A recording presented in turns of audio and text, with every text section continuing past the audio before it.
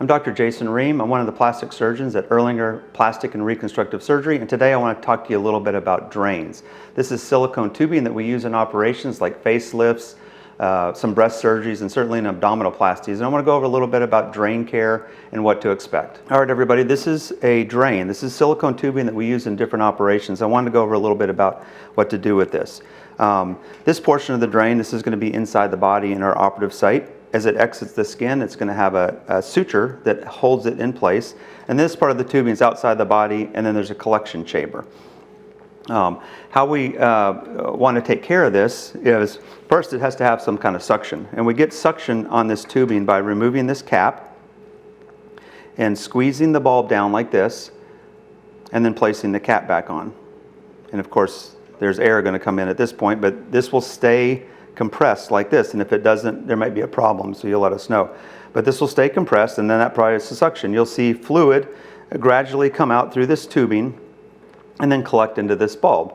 And now we're also interested in how much is coming out into this bulb. So we'll send you home with a sheet of paper like this that has some columns, and it's going to list JP or bulb 1 and 2 or left and right if there's more than one.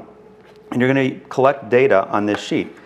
How you're going to determine how much is coming out is a couple times during the day. You're going to take this little cap off here, and we'll send you home with a container like this that has milliliters on the side of it.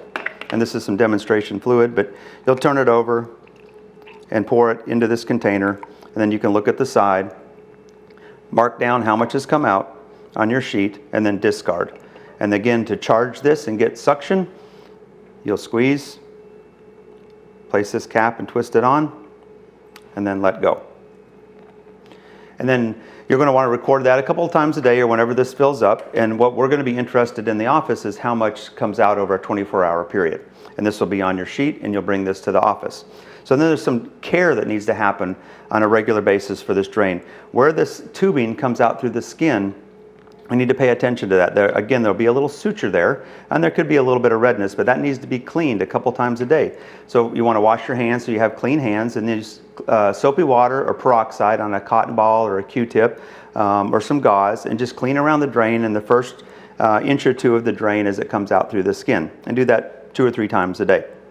You want to make sure that this isn't dangling and causing any pressure or pull on that suture. So on this bulb, there's a clip. And this clip can be clipped to clothing to keep the tension off of it.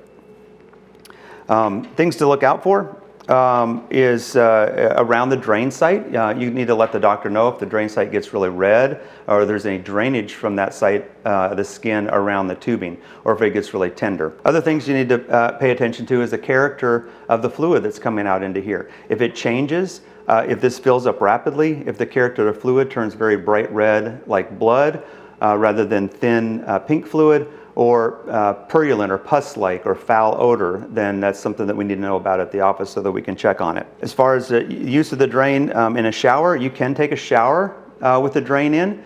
Just clip this to a rubber belt or a chain or something so that it's not dangling, and then clean the drain site after a shower. But you really shouldn't submerge in a tub with the drain, or certainly not the drain site, for any period of time.